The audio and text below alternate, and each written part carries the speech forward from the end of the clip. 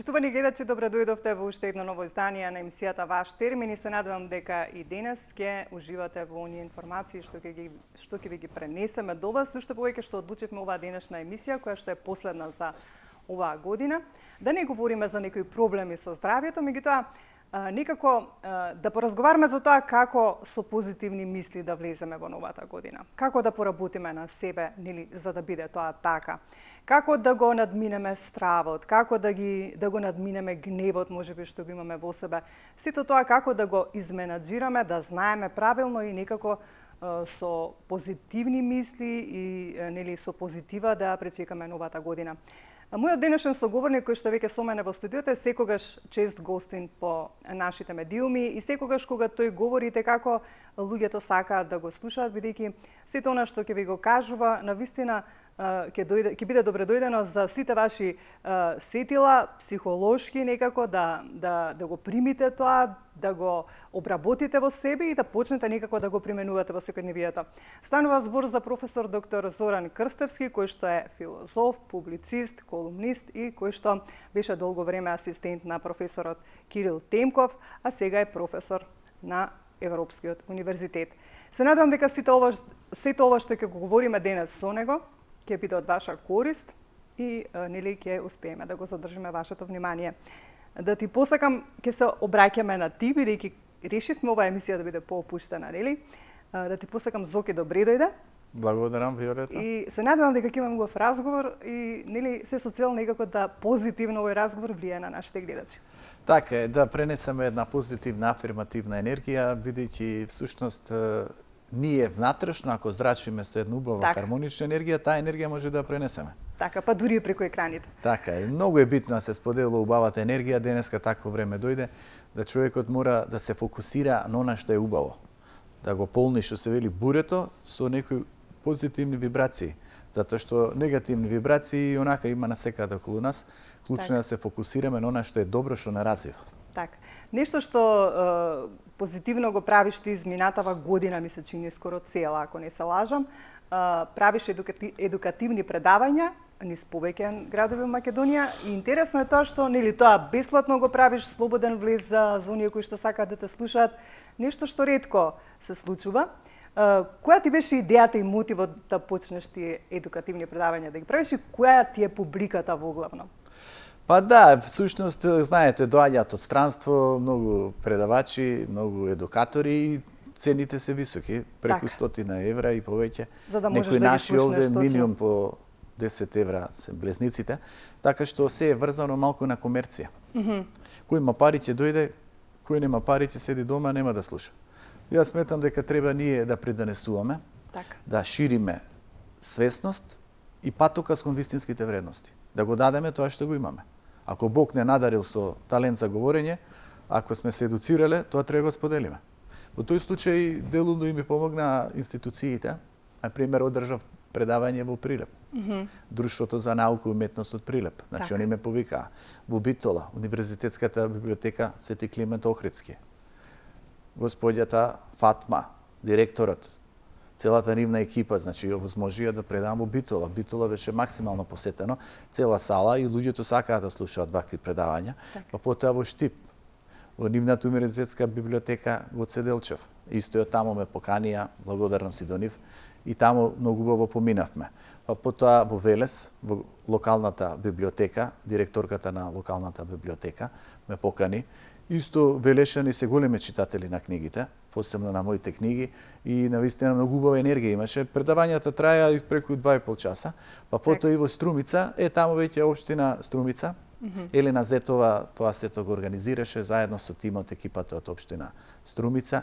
И таму одржав едно убаво предавање, беше максимално посетено, луѓето сакаат да слушаат, доаѓа и младите, поставува прашања и на крај заокружив со Скопје преку покровителство на Европски универзитет. Фактички ние ова го почнавме. Многу ми е криво што не можев да дојдам, бев навистина ангажирана, меѓутоа ајде се надевам да многу нови тези таму изнесов со трансперсонална комуникација, со таа би рекол мултигенерацијска траума на која се пренесува, која се шири која се воспоставува од што се вели нашите предци кон нас самите.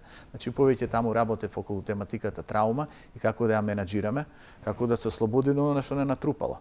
Но јас таа иницијатива претходно имам започнато со стрес менеджмент уште во времето на корона кризата.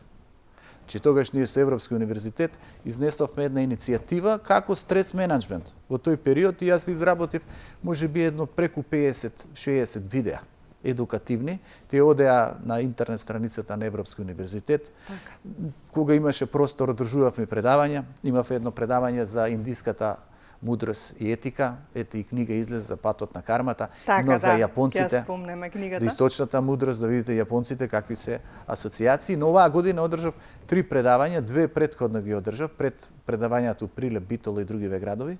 Значи во Скопје ги одржав и на крај заокруживме Европски универзитет, значи со последното предавање за 2023, така што преку 10 предавања имаше едукативни. На секоја чест и започете ова што сте го направиле во секој случај, бидејќи како што кажавте, за да слушнеш вакви излагања треба особено како што кажавте доаѓаат многу однадвор, пак за да имаат некој бенефит повеќе отколку за да го пренесат она што треба до граѓаните. Така е. Па една теза е дека луѓето не сакаат да слушаат едукативни содржини, културолошки вредности. Не е точно. Не е точно. Еве ја имам одржано и во Ново село Струмичка. Општина Ново село има поканато. Во Пробишти 2 предавања имам одржано, во Брвеница имам одржано. Во Радовиш имам одржано. Во Куманово, во поголемите градови, секако и во ред други градови, претходно пред 10 години во Струмица. Ама еве ги спомнав овие малку као помали места, каде што доаѓаше голема публика и се интересираа. Значи, ти дади му на човекот духовна храна. Кој уме ќе препознае. Што значи вие како телевизија ТВ Сонце внимавате на таа културолошка основа. Треба и другите медиуми тоа да го прават. Малку да избегаме од турски серии, да избегаме од не знам какви се нешта кои што делумно не заглупуваат. Треба да се ориентираме кон нешто кои што не воздигнуваат. А кај нас стана приоритет политички дебати, политички аналитичари, експерти. Премногу простор се дава на како да кажам на проблемите кои што на некој начин пак преку гледање на тие емисии уште повеќе психолошки ги оптеретуваат граѓаните. Па едно е ноцебо, друго е плацебо. Така. Ноцебо е немаш болест, умислиш дека си болен или некој ти кажал си болен, почнуваш да пројавуваш симптоми на болест. Плацебо е. Земеш една шеќерна водичка, се убедиш дека е тоа еликсир, дека е лекот кој ти помага, ти се чувствуваш подобро. Истото тоа е со информацијата. Ние сме приматели на информација и на вибрација. Да, и ние праќаме информација и вибрација. Најбитна е енергијата. Како се чувствуваш, колку си хармонизиран, со што духовно се храниш. Јапонците, например, во местото Окинава, во Огими, односно островот е Окинава, замислете, они имаат над 90 годишници кои што живеат се уште витално. И ги прашале, што е тајната на вашиот долг живот? Вели, прво, затоа што се чувствуваме корисно, не сметаме како годините сега треба да не затворат. Второ, затоа што умот го активираме. Па ракотворби, па обработување на градина, па движење, па нешто у туризмот ќе се најдат. Цело време се вклучени во нешто. Да, решавање, крстозборки или било што работење, да му дадеш простор на умот. Потоа храната, се јадеме, не да се прејадеме, до 80%. Потоа вежбањето. Они сега не на 90 години. Од текот на животот тоа било тајната. Го применувале, да. Они применувале добар однос кон собствената душа. И затоа нели се вели, здравиот дух, здраво тело. Така што ние ако нашиот дух го негуваме, посебно младиве, кои што делумно се травматизирани, а се травматизирани од надворешни фактори, можеби родителите се борат за екзистенција, можеби некој ги травматизирал на работното место, можеби самите се травматизирале денеска се отуѓија луѓево, и тоа сето како вибрација се пренесува на младите.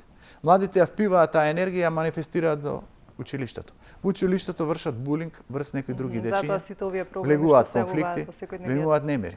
Дел од тоа немаме едукативни содржини по медиуми. Точно е, да. Тоа го говорев во една емисија со професорката Татјана Стојановска дека толку нема за дечињата и за децата од помала возраст до некое полнолетство што се вели кога ние бевме деца имаше навистина премногу убави емисии. Сега толку е тоа сведено на некое минимално ниво што навистина децата немаат избор што да гледаат и како да се едуцираат на некој начин, како пак да се однесуваат во образовниот процес, во секојдневието, со другарчињата, со Еве, се сега, околу нив. Виолета, не знам и дали има воопшто зимско-рекреативна програма. Јас кога почнав со МТВ, почнав по зимско-рекреативна програма. Да, сум ве гледала на Драган Јаневски Шуре беше уредник, Роза Катиновска исто така. Значи прекрасни личности со визија, со план дека треба да се придонесе за младите. Замислете колку беше гледана таа зимско-рекреативна програма. Еве јас таму кога учествував некогаш и со астрологијата, некој се вака едукативни содржини. Па и тоа е интересно нешто што треба да се писма колку праќа. Па колку сака одговор. Ден денес некои сега веќе се возрастни се пресетуваат на времето кога сме ги правили тие зимско-рекреативни програми. Да, имаше навистина многу побогата и покорисна програма како за возрастните така. Па не само тоа. Еве јас се сеќавам јас кога бев ученик, нели во 8 деление таму, некаде 3-4 деление. И доаѓаа писатели, доаѓаа поети. Исто јас се Стојан Тарапуза доаѓаше. Киро Донев. Така е. И замислете, ние се запознаваме со писателите, па ни раскажуваа тоа беше доживување. Значи, гледате, ние за културолошката вредност се вместувале информација. И тоа нас не потикнувало. Не потикнувало преку медиуми, не потикнувало преку приредби. Спортскиот дух се негувал, ние, јас, нели, во тоа време Јосип Брз Тито во Влае. И ние тука од Влае, и одевме ние секогаш на водно. При почетокот на школската година, нели, тие првични денови, меѓу другото се организираше екскурзија на водно пешки. Да, значи, јас се здрав сеќавам дух. Точно, да. Од доле до средно. Така. Сега замислете дали тоа го има во Финска, дали го има во Холандија, дали го има во Данска. Па го има. Кај нас го нема. Однос кон природата, деонтологија, дека дрвата имаат енергија, вибрација, сакајќи дрвата, сади ги дрвата. Потоа самото знаење, едукација го развива умот. Младиот човек создава невронски мапи. Создава невронски мапи и преку навиката. Ако му наметнеш дека треба да чита, дека треба да вежба, дека треба да си го негува духот, дека треба да е мотивиран, дека треба да е едуциран, дека треба помеѓу другото да излезе надвор со другарчињата да поигра или да најде некои форми, тој ќе го развие својот ум на по-хармоничен, по-креативен начин. Ако го затвориш дома, ако го поставиш пред мониторот од компјутерот, ако со таблетите или со мобилните и социјалните мрежи, а социјалните мрежи има и предатори, како што ги има на улиците, и сето тоа може да го заглупи детето. И во Чешка, замислете, направиле еден таков вид на експеримент, односно преиспитале младиве на што се подложни. И утврдиле дека има голем број на предатори или педофили или на некои маниакални типови кои ги демнат младите. И замислете што се им пуштале, што се ги привлекувале. А они честите ангажирале 4 млади кои се актерки. И кои ги направиле како да има 13 години. 13-14 години. За да дојдат до тој да, и ова се снима. Се следи. И потоа некои од тие ги повикувале девојчињата, замислете, на средба. На средба се запознато и се возрастни луѓе, некои 29, некои 35, некои повеќе. И сега доаѓа екипата, сето тоа се снима. Како вие разговараат предаторите, на што ги навлекуваат, во каква опасност се доведуваат младите. Самите овие што учествуваа, па толку беа вознемирени од целата енергија, вибрација, кои знаеа дека се заштитени. Замислете колку млади се незаштитени, а се натаци. Да, тоа е навистина катастрофално во денешно време. Значи денеска мора да имаме ние будност. Прво, да го негуваме телото, да внимаваме со што го храниме. Второ, да внимаваме на духот кој ни го заглупува или со што ни го токсицира. Значи, гледај, духот може да се токсицира. Трето, да најдеме една цел смисла. Тоа кај јапонците икигај. Значи, да најде смислата, да ја воспостави смислата. На кој начин? И чие и чао. Значи, да најдеш секој момент да го оплодан со вредност. Денеска моментот. И да си го фокусираш умот, да создадеш нови невронски мапи. Тоа е една моја нова книга, сега што ја пишам, односно едната ја напишав. Да, тоа е Програмирање на умот, 11-та книга по ред, почитувани гледачи, на професор доктор Зоран Крстевски. Последно нешто што излезе, тоа е ова, значи Патот на кармата. Рековме дека нема да говориме денес негативно, меѓутоа би сакала да ти поставам едно прашање во однос на ова, бидејќи ние сметаме дека кармата е само нешто лошо. Дали е тоа навистина така? Ама посебни емисии ќе направиме и за оваа книга и за програмирање на умот кога ќе излезат. Да, па луѓето се навикнале кармата го фати, кармата ќе го фати, кармата да не ме фати, кармата ја плаќам. Па не е само лошо. Ако правиш добро, тогаш добра карма ќе имаш. Еве, на пример, каде е една од заблудите? Значи, материализмот наметна, уживај, предади се, кради, оди со ниски страсти, прејади се. еден е животот. После тоа нема ништо. Така. Што е материалистичко од предметен пристап кон животот. Така. Вториот е од религиозна гледна точка. Се што правиме ни се враќа. Ако внимаваш на себе си, ако вложуваш у духовноста, ако си благороден, еден ден ќе добиеш награда. Според христијанството, кој ќе соочиш со Божиот суд, со моралната одговорност, имаш шанси да одиш во рајот или во пеколот. Хиндуизмот и будизмот. Будизмот асоцира на свеста. Колку повеќе создаваме свест, колку имаме повисоко знаење, толку тоа знаење и свест ги пренесуваме на редниот живот. Се додека не воспоставиме нирвана, ќе престанеме да се раѓаме. Затоа што секое раѓање е исполнето со страдање. Секое раѓање не фрла во кругот на сансарата. Сансарата е да поминеме низ тешкоти, низ маки, низ искушенија. Тоа е будистичко гледиште кое фаворизира свест. Така. Значи само спознание свест. Затоа Буда вели пробуди се. Хиндуизмот верува во душата. Хиндуизмот вели нашата душа има наталожено трагови на немири, на стравови, но и на доблести, на вредности. И ние вели кога се раѓаме, ние продолжуваме да ја воздигнуваме нашата душа. При тоа, ако веќе ја воздигнуваме нашата душа, ние создаваме и постапки, ние сме константно во акции. Секоја наша постапка има соодветна последица. Во тој случај, ако правиш лошо, ако ги повредуваш луѓето, ако крадеш од државата, така, значи, ако тогаш треба создаваш да се плашат луѓето непријатности, од кармата, така? тогаш кармата е лоша. Инаку е дарма. Да, затоа што кармата е не е железна нужност, дека Так. не можеш да ја избегнеш, туку кармата те соочува со моралната одговорност. Значи, гледате колку интересно. Да, да. И затоа сега одиме на позитивното. Така. Вели, од едната страна се кармички долгови. Заради кармички долгови, малку ќе пропатиме овој живот, не сме се освестиле. Треба ги отплатиме кармичките долгови, некој во бракот, некој во љубовта, некој со здравието, некој во работата, некој со финансиите, некој со сам себе, а некој со повеќето работи. Значи, имаме кармички долгови кои можеме да ги разрешиме со дарма.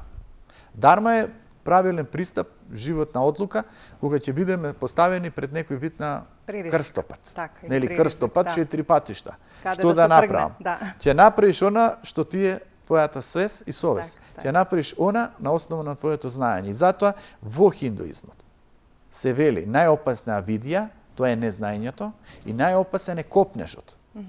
Најдобро е знаењето и едукацијата и вели работењето на тие 4 категории на доблести, во кои што треба да придонесуваш и за материјално создавање, треба да внимаваш на телото да го вежбаш, да го подхрануваш, треба да се насочиш кон моралот, кон етиката, кон вредноста и на крајот треба да го развиеш духот, само вредноста. Ако тоа го правиш, имаш добра карма.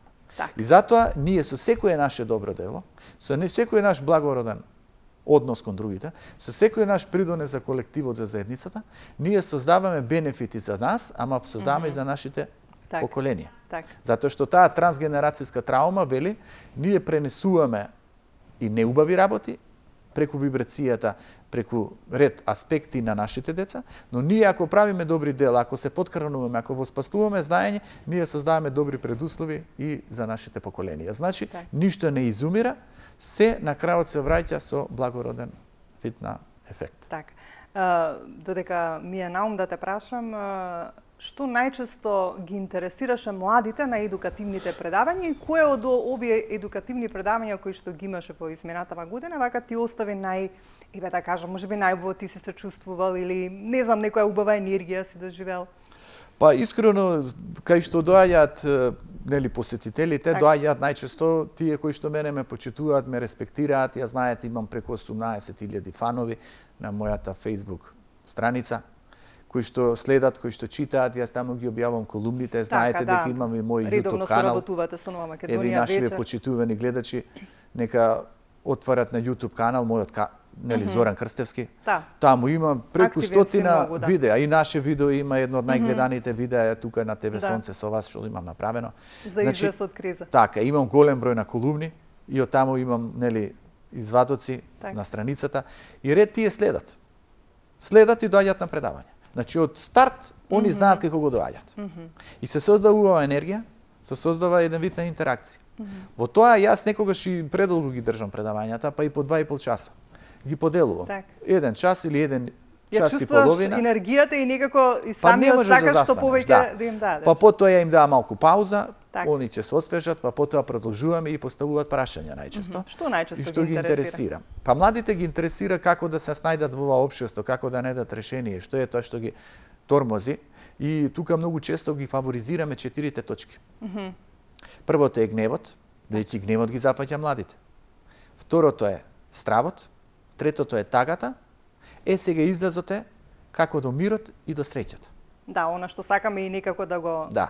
Значи, овие поентираме. категории најмногу ги анализираме. И тука нормално ја фаворизирам умот како да се вежба, како да го поткрануваме, како да го навикнуваме, Така. но и да работиме на срцето, на емоцијата.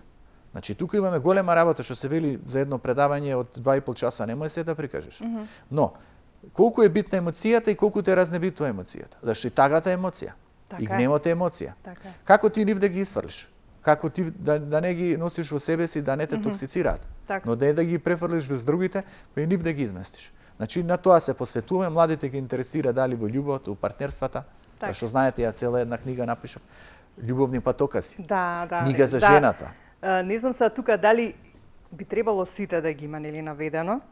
Да, судбината и етиката, астролошки патоказ, сетичка мудрост на народите во Југоисточна Европа, изгрејсонце на љубовта, моќта на умот, моќта на срцето, заштита од злото и негативните вибрации, љубовни патокази, исцелување на душата, излез од криза, патот на кармата и следна која што ќе можеме од тебе програмирање на умот. Што ќе содржи книгата програмирање на умот? Па, прво, таја веќе е напишана, сега треба да вадам едно 20 на страница, плюс имам да пишувам таа трансгенерацијска траума. Еве, македонскиот народ е под голема трансгенерацијска траума, а ние рековме нема да збориме за Така, негативно. да, нема да збориме за негативно. Како да ја чистиме таа траума, ќе има во Како- книгата. Да, значи Потоа ќе сакам има за насоки. едината на умот. Значи умот ќе дојде до тој степен да биде силен, да некои луѓе кои имаат здравствени проблеми, кои заради X фактори не можат да функционираат, но преку умот, преку нивната поврзаност сензорски и со компјутерот, они можат да ги продвижуваат нештата или можат своите мисли да ги преточат на мониторот од компјутерот. До тој степен ќе отиде науката напред Така. и до тој степен умот кој ние го актуализираме Така. ќе стане силен. Стивен Хокинг така и функционирал на некој начин. Така. Значи, во умот се кријат многу тајни и многу вредности. Затоа пишувам. Еве, давам два примера сега, ќе ви ги спомнам. Еден е пример со Шарански. Добро. Шарански бил политички активист во Советскиот сојуз, но овие го обвиниле демек бил шпион. И го затвориле. И Шарански ставен таму самица, што ќе прави со себе? Замислете што осмислил. Почнал да игра шах и си замислил шаховска табла во својата глава. Во И мислите. ги игра потезите. Така. Значи, точно ги одигрува потезите како он одигрува, како одигрува тој ривалот. Каде он се постави, каде друго. Значи, влегува во тоа. Таква една навика создава, го активира умот, не се претопува во апатија, во депресија, во немир, во страв, туку наоѓа начин како да функционира во една тешка животна ситуација. Тоа навистина Потоа. треба да имаш голема Излегува од Муч затворот, на умот. одлучува да емигрира во Израел. Во Израел доаѓа светскиот шаховски првак. Гари Каспаров. Играат симултанка. Гари Каспаров заедно со сите тие другите. Само Шарански успева да го победи Гари Каспаров на симултанката. Толку многу значи успел да го развие умот. Така е. Го развил до тој степен, преку вежбата, преку тренингот, преку навиката, преку се, кога ете одиграл со еден од најголемите светски шампиони во шах, Гари Каспаров успел да победи. Нормално, тоа е една партија. Да требало да играат за светска титула, тешко би одело, ама он ете искажал голем вредност. Втора ситуација, три ќе ви дадам ситуација. Така. Втората, ви е врзана со Новак Ѓоковиќ.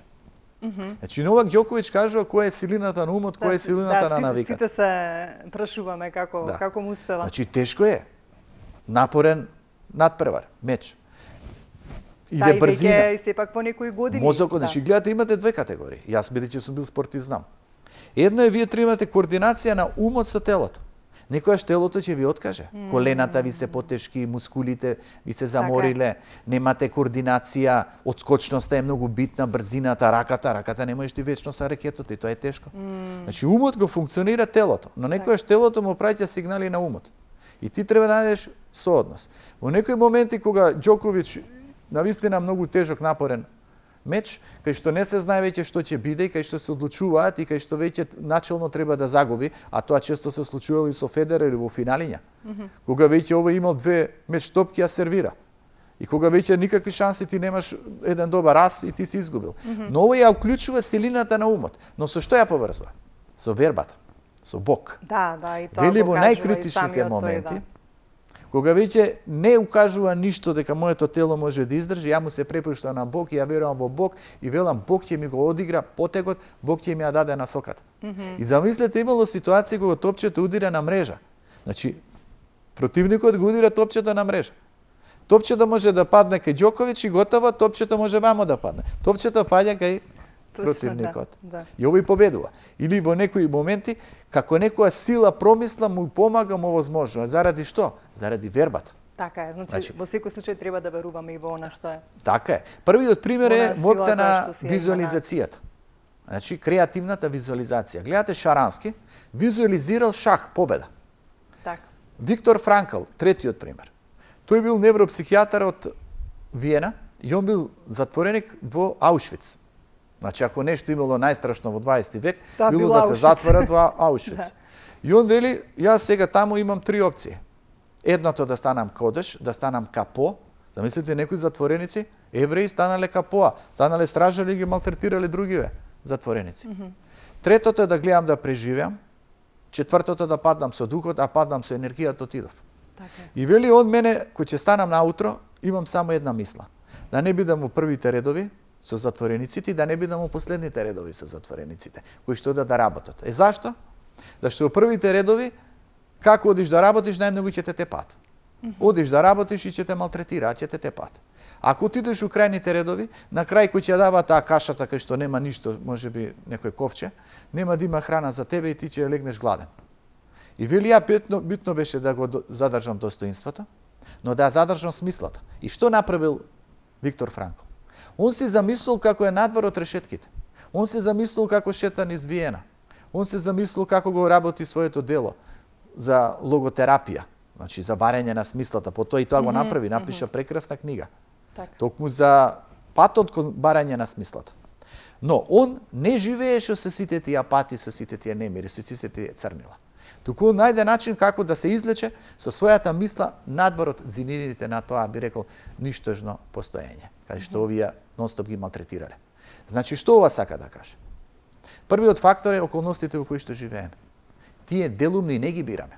Така. Се раѓаме во одредено семејство. Околностите не ни се како што треба. Така. Живееме во одредено општество, гледате загадениот воздух, не е Не безпричински не постои. Еве ги гледам ја по некои емисии телевизиски само се расправат, а никој не го наоѓа причинителот. Да, ама и причинител. ништо. Првиот главен причинител е кога сме на таа тема, сечење на дрва. Дали ние се занимаваме со екологијата и на духот, ама и со еколошките односи, со здравата животна средина. Така. Ние правиме асфалтна џунгла. Ние направивме чудовишно. Премногу се изгради Скопје, премногу над се панорама насели, кај што беше. На што личи тоа? Тоа не смеш да погледнеш, тоа е страшен е погледот. Урбан хаос, за жал. Урбан хаос. Сето тоа се манифестира, се рефлектира во здравјето на луѓето. Значи има виновник за сето тоа. Што значи? Ние сме детерминирани од животна средина. Ние сме детерминирани делумно од генетика, мада има и епигенетика. А тоа значи околината влие на нас, но ние влијаеме на околината, но ние влијаеме на самите себе си. Ние може да вклучуваме некои гени или да исклучуваме некои гени. Ако бидеме со немир, со стрес, со тензија, со страв, со кочница, ние вклучуваме некои гени и повикуваме некоја болест. Ако ние бидеме со екологија на духот, па се надградуваме, па читаме, па сме во природа, па во зеленило, па го смируваме духот, па медитативно се опуштаме, па се насочиме кон тишината, па ги решаваме траумите, па наоѓаме простор за разговор, па го осветлуваме духот. Ние, гледате, му даваме убава храна, прво им даваме на нашите клетки, не ги стегаме, не ги разнебитуваме, потоа ја облагородуваме нашата душа, потоа го заселуваме нашиот дух. И да дојде непријатност, да имаме поголем капацитет да се заштитиме. А втората опција е да се препуштиме, да се претопиме. Солженицин кој бил затворен у гулазите у Советски сојуз. И он наоѓал начин, прво да не биде кодеш, а второ да си сочува некој трошки лепче. Така. Да си сочува, за да утре му се најдат. Значи, гледате, а ние живееме во потрошувачко општество, ние живееме во консумеризам, ние живееме со филозофија на недостиг, Ние константно сме атакувани од надворешни фактори и дозволуваме да бидеме атакувани. Ние не преземаме одговорност за својот живот како да го осветлиме, да го благородиме. Кој е решението? Меѓу другото, едукација. Значи, заглупен дух е подведен дух. Така. Естаблишментот сака да те заглупи, за да те контролира, да те владее, за да те уплаши. Но, Зуки, те слушам цело време внимателно како говориш. Велиш едукација, меѓутоа сведоци сме еве на ајде рековме дека нема можеби да зборуваме нешто, меѓутоа би сакала да го споменам. Сведоци сме на сето она што се случува и оние кои што ни ја водат државата се едуцирани луѓе, нели? Впрочем, не се некои што не се едуцирани, меѓутоа не го практикуваат умот за да направат нешто добро, туку повторно е таа, како што велиш ти, една желба за пари, за моги, за власт, не гледајки во оние, како да кажам, нивни одговорности што ги имаат да направат нешто добро. Так. Туку само гледаат за нив да има корист. Виолета, знаеш што? А сепак се едуцирани луѓе. Прво одма тука да направиме поделба. Ајде. Постои спиритуална интелигенција, Добра. постои креативна интелигенција, постои емоционална интелигенција. Значи, емоционалната интелигенција не им е развиена. Они имаат проблем со интелигенцијата, а постои криминален ум. А постои осветлувачки ум и постои вој на светлината. Така. Значи, вој на светлината е тој кој придонесува, шири радост, шири вредност, шири едукација, шири она што ќе биде добро и за него, и за неговото семејство, и за пошироко за заедницата. Така. Тука имаме ум кој е фокусиран кон криминални действија. Прво е неосвестен, духовните компоненти се многу слаби, нивната цел е ориентирана кон клешите, тоа во оваа книга Патот на кармата го пишувам, тоа се вели духовни нечистоти. Значи, гледате, си пчела или си мува. Самиот човек одлучува. Така. Ако си пчела, се лепиш на убави работи. Овдека се лепат на неубави работи. Так. Тие клеши ги ориентираат кон алчност, ги ориентираат кон егоизам, ги ориентираат кон заслепеност, па некои се заслепени од лидери, Так. ги ориентираат неретко и кон љубомора, кон завидливост, ги ориентираат кон себичното мало его, само јас и никој друг. Така. Тука веројатно има една акумулирана траума од детство, живот на недостиг, има некоја фрустрација, Така. има некој проблем со самите себе си. Така што, таквиот ум не е паметен ум. Тој е паметен само да се снајде. Паметен ум, или што се вели воздигнат човек, е оној кој што помеѓу другото работи на повеќе компоненти. Така. А тоа пишувал кралот Соломон уште на времето, мудрите Соломонови изреки. Вели, не си паметен ако не си кон светлината, ако не си кон љубовта, ако не си кон добродетелта. Тогаш ти не си паметен, ти си правиш штета. Со тоа што си правиш штета, утре ќе одговараш и ќе се соочиш со последиците. Во тој поглед, последиците каде ќе бидат? Сигурно не е кај овој судски совет. Сигурно не е во овој правен систем. Тука нема последици. Тоа се горе-доле слични матрици. Сигурно нема да очекуваме од политичари кои знае што. Еден ден ќе очекуваме од оној кој што суди. А некој мора да суди. Затоа има кармата. Кармата на крај ги доведува работите. Еве, ај ќе го кажам Оназис. Оназис бил најбогат. Некој ќе рече треба да биде најсреќен. Нели по дефиниција. Не е тоа поврзано. Ама гледате на Оназис што му се случува. Тој првично се занимава со трговија со тутун. Успева нешто. Потоа со бродови. Бродосопственик, транспорт на роба, станува многу моќен, многу богат. Кога станува прво се ориентира кон ниски страсти, проблем жена му, една првата жена се разведува, починува негде на 46-7 години. Потоа почнува да влегува во бизнис со китови. И во Перу, помеѓу другото, прават иницијатива и степуваат огромен број на китови. Така. Значи, океанот кај Перу. Сето тоа дали создава карма, дали создава последица. Создава со тоа што секоја жена која што со него настрадува, освен таа Жаклина Кенеди која има посебна карма, кај незе па тие што се со незе, тие настрадуваат. Значи, гледате која е специфична карма. Жаклина Кенеди. Так. А овој, Марија Калас сериозно настрадува. Жена му таму настрадува рано и болести се. Так. Потоа ќерка му. Ќерка му на 37 години починува. Срцев удар, некоја болест, проблем. Меѓу другото, ќерка му имала 4 брака, имала нестрекнен живот. Носто била изневерувана. Носто била во хаос. Син му на 24 години лета со авион, бидејќи бил голем љубител на тоа, паѓа авионот во море, синот Значи не е се во парите. Не е се во парите. Можеме среќата да ја бараме во парите. Значи, по нашето старо гледиште, велат проклетството го фати. Така е, да. А по хиндуистичкото, кармата го фати. Што значи? Не е поентата ти да се ориентираш кон тоа, еве да имаш 334 стана, затоа што си градоначалник и затоа што ти се може, и затоа што даваш маркици, затоа што ја овозможуваш урбаната мафија, и заради кое дечињата страдаат бидејќи че живеат во асфалтна џунгла кај што нема ни едно дрво, сите дрва ги сековте. Така.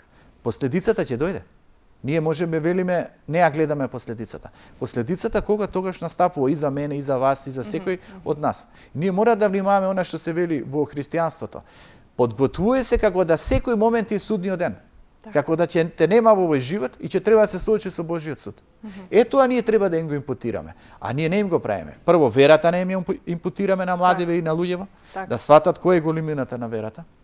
Потоа се вика консеквенцијализмот, дека се има една консеквенца, дека се има последица.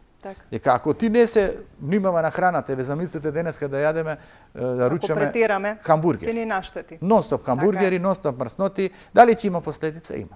Замислете црниот дроб и константното консумирање алкохол. Дали црниот дроб ќе страда? Ќе страда. Замислете наркотични средства или замислете нон-стоп коцкарскиот апарат. Дали ќе има последица? Ќе има. Замислете, не се движите, само се затворени у 4 зида, дали ќе се одрази врз вашето здравје? Замислете неморал. Менјање партнер, социјални мрежи, 20-30 припаднички на понежен пол, ја почнам сега да пишувам, да се комуницирам, или некој друг да комуницира со, не знам, 30 мажи. Така, и тоа е ќе има ли тоа психолошки, последица? Па ќе има. Прво, умот не ти е среден, не ти е смирен.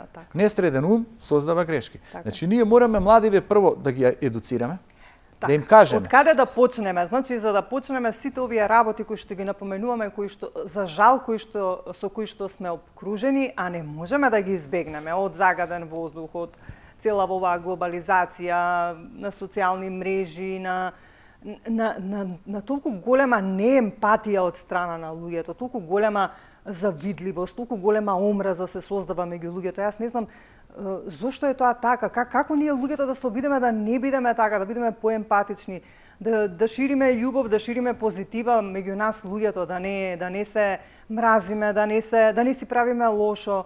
Како сето тоа да успееме со нашиот ум да го Вики, прво да го насочиме или да им посочиме на луѓето. Значи, да не ги оптоваруваме нашите почитувани гледачи, не е лесна патеката кон себе хармонизација. Така е, не е лесна. Но таа е единствената патека која мора да следиме. Ако сакаме да се чувствуваме мирно, средено и сакаме да им овозможиме на нашите поколенија еден поубав, посмирен живот. Бидејќи како зрачиме, така привлекуваме. Како се чувствуваме, така ќе пренесеме. Значи, ако ние сме фрустрирани, ако сме напнати, ако не сме несредени, ако сме изместени, ќе го почувствуваат нашите поколенија. Автентично ќе го почувствуваат, вибрацијата ќе ја почувствуваат. И затоа една од најголемите проблеми со кои младите се соочија, тоа е анксиозност. За жал е многу застапен. На високо ниво присутна. Сега, атаците се од разни страни. Гледате медиуми, ви изборувам, гледате интернет комуникација, гледаме улицата, гледаме неправда, гледаме во сообраќајот треба да внимаваш на зелено кога поминуваш. Гледаме неправдите кои што се општо присутно. Имаме отсуство на срам, неморал, изневерувања, заплеткувања. Сето тоа као е нормално. Крадењето, манипулацијата, продажбата на општите добра. Како да успееме. Сега тука имаме ние што се вели, ако не можеш да направиш големи работи, направи ги малите, но со голема љубов. Ете така. Значи, сега ние треба да почнеме прво да се фокусираме на 4 компоненти. Значи, едната компонента, овој го интересира само да даде некои маркици да земе 3-4 стана. Тој е таков профил. Овој го интересира државата да продаде да земе неколку милиони. Тоа се други матрици, за тие луѓе не дискутирам. Тоа за мене не постои. За мене постои малиот обичен човек или оној кој сака духовно се развива. Да се индивидуализира. Затоа јас ги правам предавањата, затоа ги пишувам книгите, затоа ја напишав и оваа книга Излез од криза. Како на индивидуалецот да му помогнам, на колективот тешко ќе му помогнеме. Колективот е заграбен.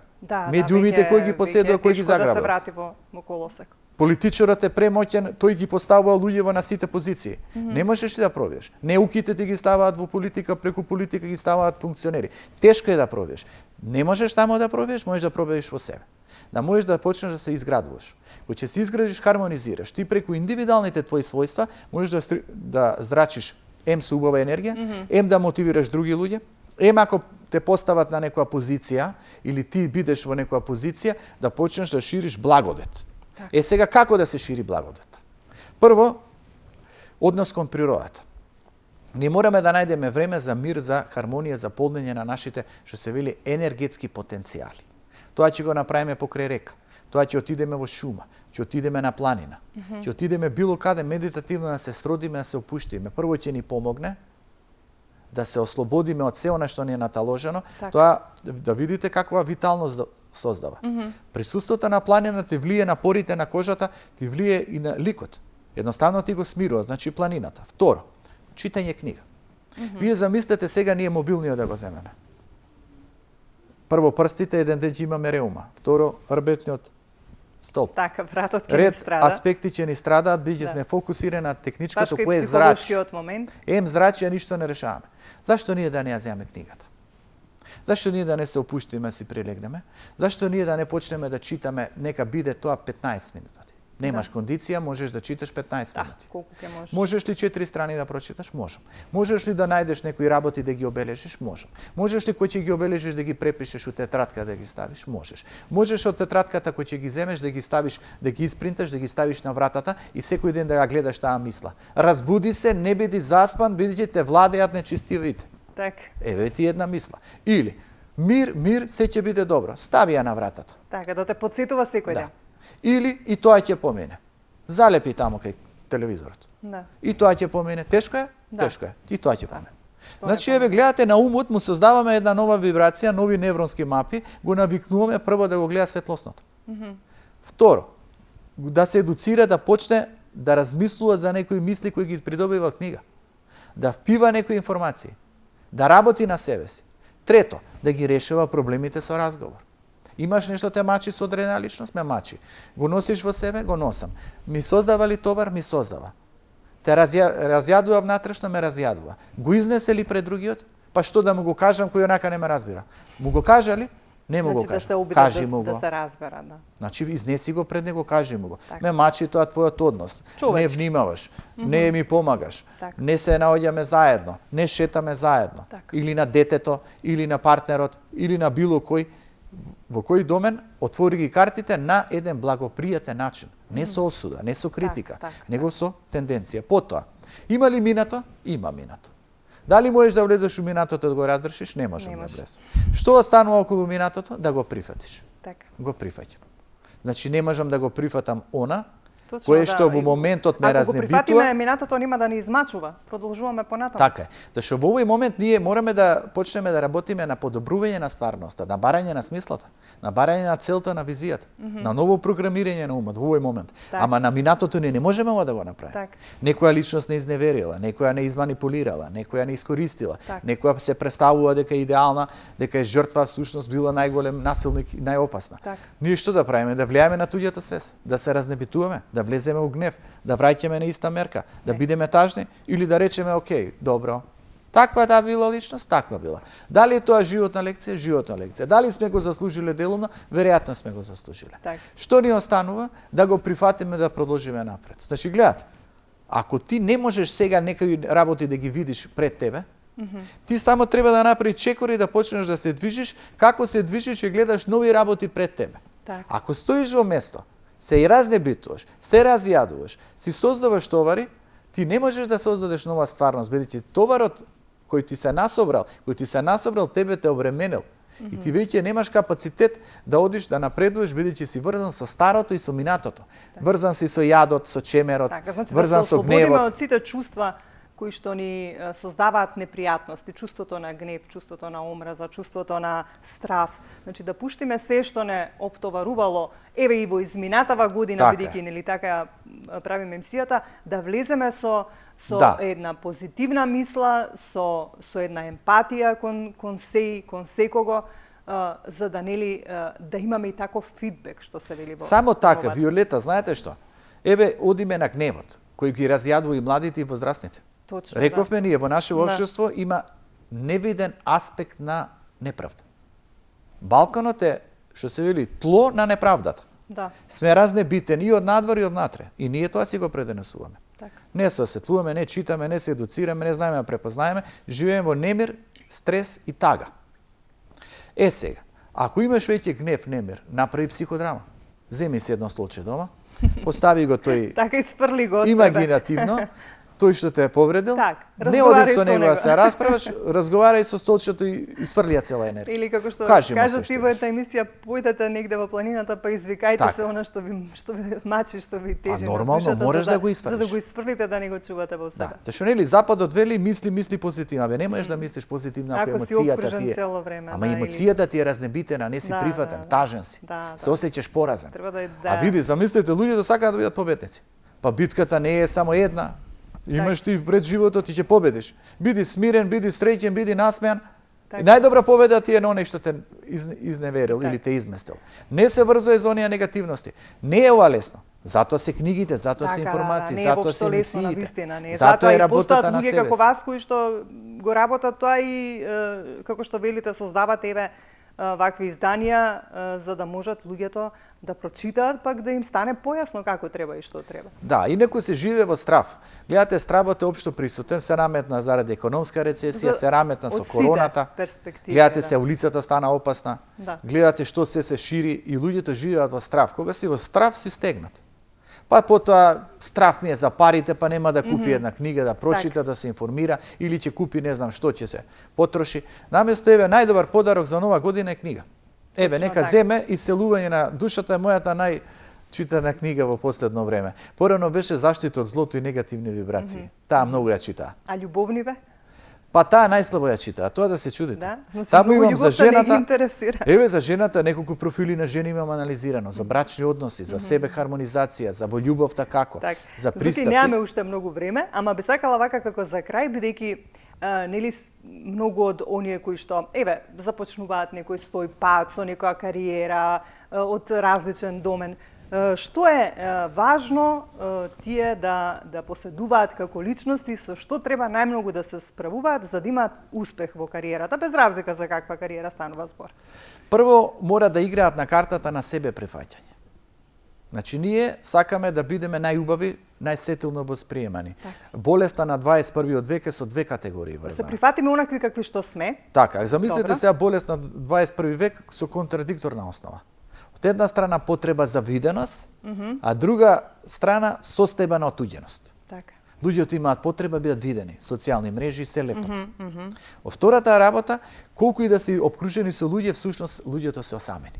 Значи, гледате, не сум сама, всушност сум осамен. Точно така, да. Значи, постои отуѓеност. Најголемата форма на себе прифаќање произлегува од љубовта кон собствените вредности и препознавањето на собствените вредности, а не актуализирањето на собствените слабости.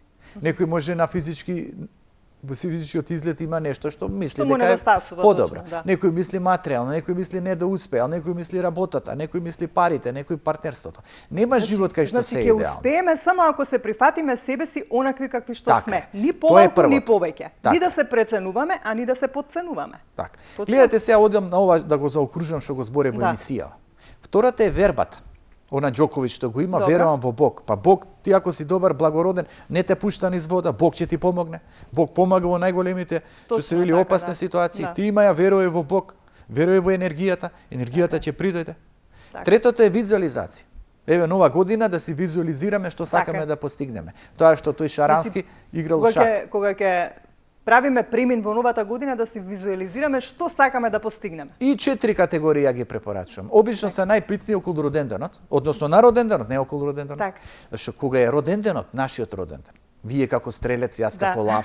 Значи ние во тој роденден имаме соларно враќање. Само тога сонцето на истата позиција која сме се родиле. Тоа е еден линк со космосот. И ние тогаш треба да се опуштиме да бидеме најпозитивни и да си посакаме што би било убаво да ни се случи. Новата година истото го возможува на психолошка основа. Роденденот на космичка, нова година на психолошка. Во случајот, доаѓа новата година, може била тешка 2023 и била тешка, имало удари, дека судбината била преопасна. Сите ние сме претрпеле. Но ние 24 година треба да се фокусираме што сакаме да ни се случи во 4 категории. Па некој може ќе се стави странство да си отиде. Некој сака да отиде да патува, некој ќе стави во љубовта, некој за децата, некој за материјалното да го подкрепи, некој миро да го пронајде во себе си, некој некоја книга, дело да направи, некој да оствари својата мисија. Не е битно да се фокусира 4 категории и да си ги преиспита кој ќе заврши 2024 година, да рече дали ја успеа се да надминам. Еве јас на пример навики. Ја 3 категории успеав 2023, четвртата не ја успеав, тоа се навики. Многу доцна легнувам, пишувам, читам, работам, нова книга подготвувам. И доцна легнувам, значи не сум ја надминал. И сега треба да префрлам за 24 година. Значи еве, слабост таа навика. Што не сме успеале да си префрлиме да префрлиме, но да го средиме, да се прифатиме.